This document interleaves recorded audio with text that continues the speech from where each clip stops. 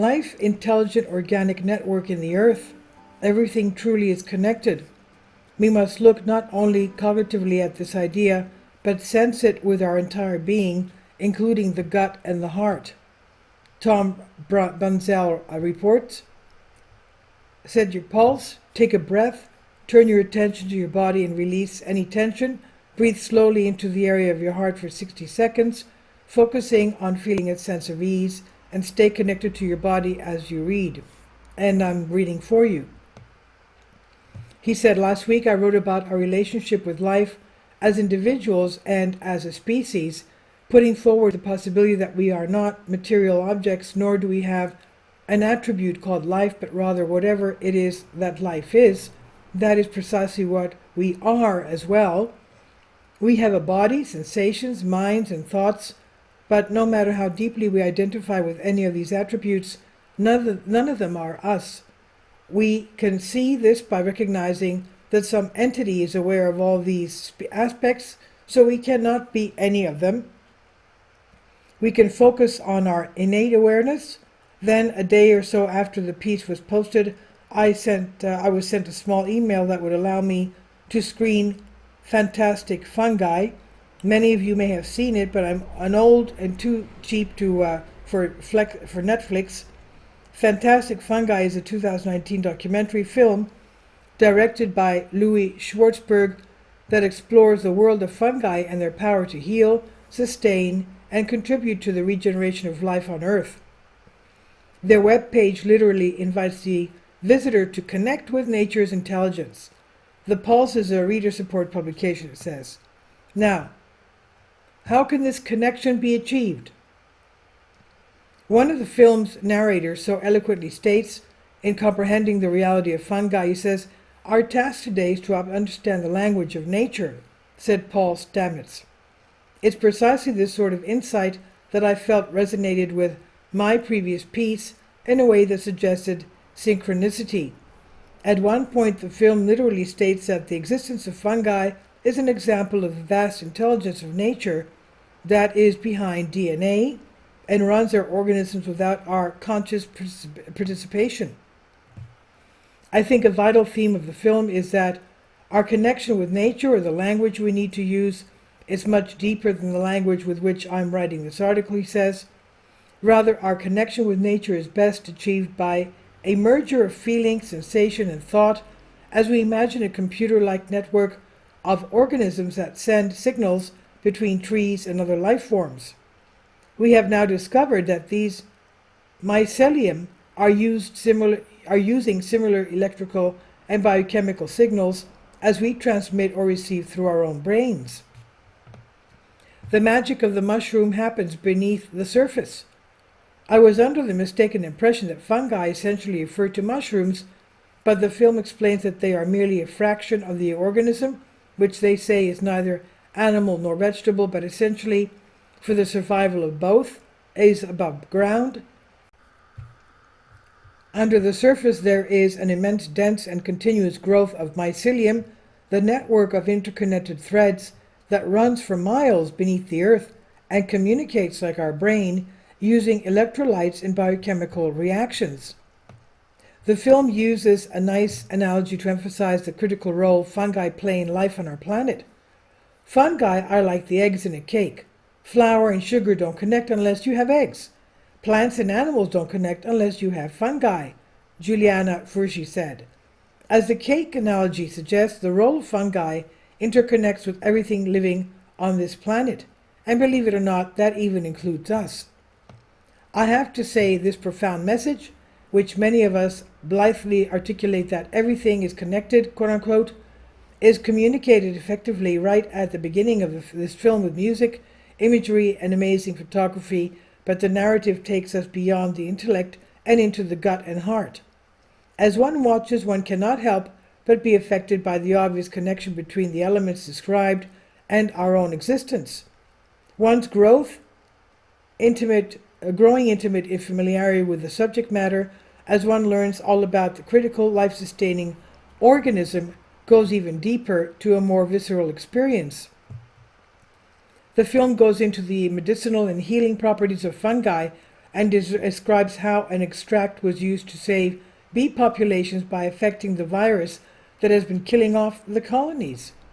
It's not a big leap to contemplate that within the vast array of fungi on the planet, many probably endangered, are the potential means to heal many human maladies, both physical and psychological. It's worth noting that this currently is the domain of the for-profit pharmaceutical industry, discovering the healing properties of fungi, but when considering that these life forms contain within them the very biochemicals that can be used to treat so many ailments, one might suspect again that nature has provided the means for our own healing if only we can connect with its essence, which I believe is infinite intelligence and love. As someone who has been recovering from a brain injury, I was so intrigued by an experiment on mice with psilocybin. The mice had been conditioned to associate with a sound with pain, so when they heard it, they cowered in fear. With the psilocybin, they no longer made that connection. This is being considered as a treatment for Alzheimer's, but given its obvious effect on the brain, it may be very effective for all sorts of trauma. It turns out that the lion's mane grows neurons. It stimulates neuroplasticity, exactly what I sought to heal my own brain. It also turns out that the Mayans had mushroom stones, quote unquote, in the shape of a mushroom that they used for divination and worship. A true sacred science touching metaphysics, Andrew Whale asked a fascinating question relating to our very connection with the natural world. Why do mushrooms produce molecules that fit receptors in the human brain and body?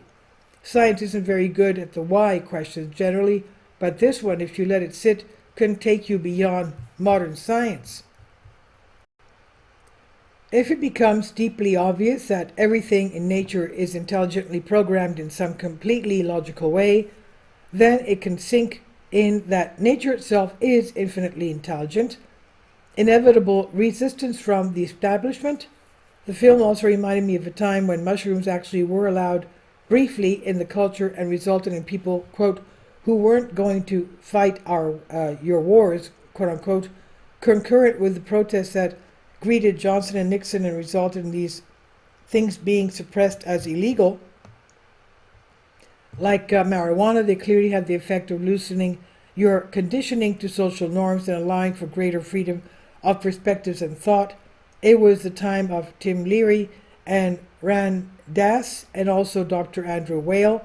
The film points out the consequences of having such life-affirming substances made illegal, as creating an inner conflict within the user that can result in a bad trip, quote unquote, due to the contradiction between the wants and needs of the organism and the dicta of society. Acceptance could lead to a shift in consciousness. This is a very insightful comment on the current schisms in our society as we begin to hopefully shift from one paradigm of reality as being a species separate from nature to a new sense of integration and wholeness. The film is a hopeful look forward in its description also of how psychedelic research has been resumed with great potential benefits to humanity, along with a deeper understanding of our relationship to nature. I had a brief glimpse, and now it is real. At the end of the film, when they describe the effects of psilocybin as being life-changing, I was reminded of a few experiences I had in college in my early 20s, and now looking back I can see how they may have shaped the person I've become. I had one experience where I remember how words and language lost all of their meaning, and I felt deeply connected to the very essence of what I was.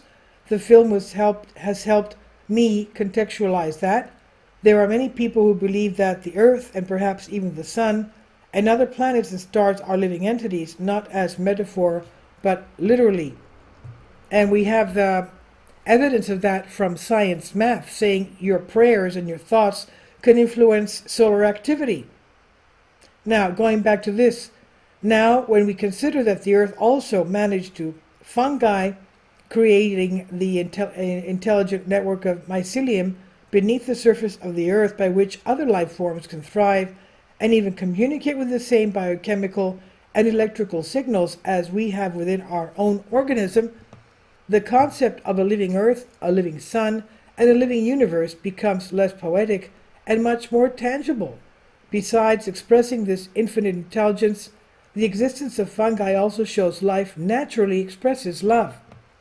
This is from The Pulse, written by Tom Bunzel, and it's on Out of Mind 2. Please leave your comments, and thank you for your support. Please support my Patreon account. The daily posts are 5 videos daily, and they are totally different from what I have on my YouTube channel. Thank you so much for your support and that you find all my content so interesting. You'll find the Patreon account details in the description box below.